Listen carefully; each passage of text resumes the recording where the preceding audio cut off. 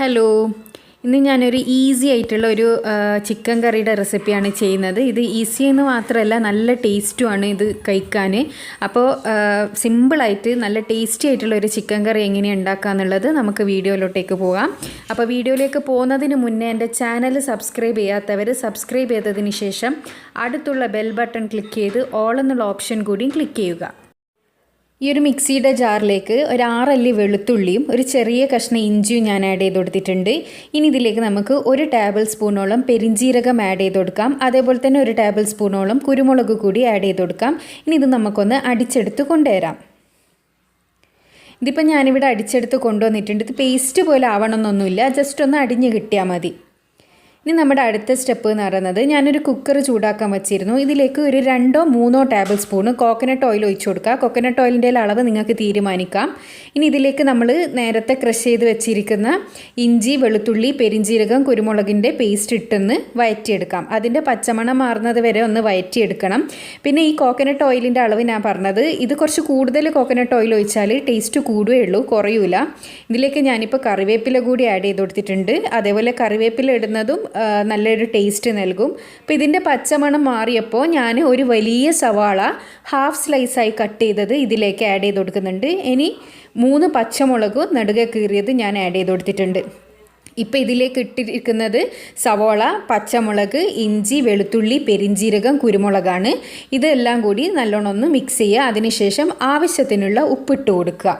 ആവശ്യത്തിനുള്ള ഉപ്പിട്ടിട്ട് വീണ്ടും ഒന്നും കൂടി ഇളക്കിയെടുക്കുക. നമ്മുടെ ഈ സവാള നല്ലവണ്ണം ഒന്ന് വഴന്ന് കിട്ടണം. ഇപ്പോൾ ഇതാ സവാള നല്ലോണം വഴന്ന് കിട്ടിയിട്ടുണ്ട്. ഇനി നമുക്കിതിലേക്ക് തക്കാളി ആഡ് ചെയ്ത് കൊടുക്കാം. ഞാനൊരു ചെറിയ തക്കാളിയാണ് എടുത്തത്. ചെറിയൊരു തക്കാളി എടുത്ത് ആഡ് ചെയ്ത് ആ തക്കാളി നല്ലോണം ഒന്ന് മാഷായി കിട്ടണം. അതുവരെ നമുക്കിതൊന്ന് ഇളക്കി കൊടുക്കാം. തക്കാളി മാഷായതിന് ശേഷം നമുക്കിതിലേക്ക് ആവശ്യത്തിനുള്ള മസാലപ്പൊടികളെല്ലാം ആഡ് ചെയ്ത് കൊടുക്കാം. സവാളയും തക്കാളിയൊക്കെ നല്ലോണം വഴന്ന് കിട്ടിയിട്ടുണ്ട്. ഇനി നമുക്കിതിലേക്ക് 1.5 ടേബിൾ സ്പൂണ് മല്ലിപ്പൊടി ആഡ് ചെയ്ത് കൊടുക്കാം. 1.5 ടേബിൾ സ്പൂണാണ് ഞാൻ മല്ലിപ്പൊടി ആഡ് ചെയ്ത് കൊടുക്കുന്നത്. അതേപോലെ തന്നെ 1 ടേബിൾ സ്പൂണോളം മുളക് പൊടി ആഡ് ചെയ്ത് കൊടുക്കാം.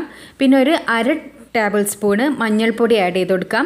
ഇനി ഈ മസാലകളെല്ലാം കൂടി നല്ലോണം ഒന്ന് മിക്സ് ചെയ്തെടുക്കുക. നമ്മുടെ മസാലയുടെ പച്ച ടേസ്റ്റ് നല്ലോണം മാറണം. നമ്മളെപ്പോഴും ചിക്കൻ കറി ഉണ്ടാക്കിയെടുക്കുമ്പോൾ അതിലേക്ക് നമ്മളിടുന്ന സവാളയും പിന്നെ തക്കാളിയും പിന്നെ മസാലയും നല്ലവണ്ണം വയന്നും കിട്ടണം. അതിൻ്റെ പച്ചമണക്ക നല്ലോണം മാറുകയും ചെയ്യണം. എന്നിലും മാത്രമേ നമുക്ക് നല്ല ടേസ്റ്റി ആയിട്ടുള്ള കറി കിട്ടുള്ളൂ.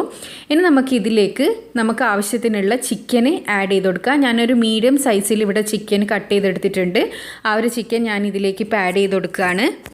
ഇനി ഇത് നല്ലവണ്ണം മസാലയായിട്ടൊന്ന് മിക്സ് ചെയ്തെടുക്കുക. ചിക്കൻ്റെ എല്ലാ ഭാഗത്തും ഈ മസാല എത്തുന്ന രീതിയിൽ നല്ലോണം ഒന്ന് മിക്സ് ചെയ്ത് കൊടുക്കുക.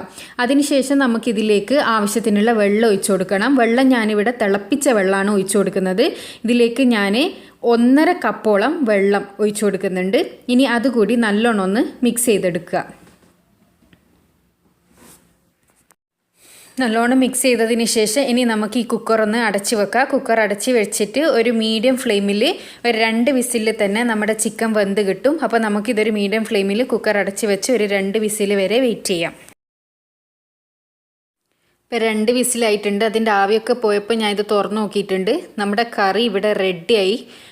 നമ്മുടെ ചിക്കനെല്ലാം വെന്ത് കിട്ടിയിട്ടുണ്ട്. അവസാനമായിട്ട് നമുക്കിതിലേക്ക് കുറച്ച് മല്ലിയില കൂടി ആഡ് ചെയ്ത് കൊടുക്കാം. ഈ ഒരു സമയം വേണമെങ്കിൽ നിങ്ങൾക്ക് കുറച്ച് ഗരം മസാല കൂടി ആഡ് ചെയ്യാം. അതിനുശേഷം ജസ്റ്റ് ഒന്ന് ഇളക്കി കൊടുത്ത് ഇത് നമുക്കൊരു സെർവിങ് പ്ലേറ്റിലേക്ക് സെർവ് ചെയ്യാം. നമ്മുടെ ചിക്കൻ കറി ഞാനൊരു സെർവിങ് പ്ലേറ്റിലേക്ക് സെർവ് ചെയ്തെടുത്തിട്ടുണ്ട്. ഇത് വളരെ ടേസ്റ്റി ആയിട്ടുള്ള ഒരു ചിക്കൻ കറിയാണ്. എല്ലാവരും ഇത് ട്രൈ ചെയ്ത് നോക്കണം. പിന്നെ ഈ ഒരു ചിക്കൻ കറീൻ്റെ പ്രത്യേകത എന്താണെന്ന് വെച്ചാൽ എല്ലാ സാധനത്തിൻ്റെ കൂടി ഇത് കോമ്പിനേഷനാണ്. ചോറ്, ചപ്പാത്തി, ദോശ, പൊറോട്ട എന്തായാലും എല്ലാത്തിനും നല്ലൊരു കോമ്പിനേഷനായിട്ടുള്ള ഒരു കറിയാണിത്. നല്ല ടേസ്റ്റുമാണ് ഇതിന്.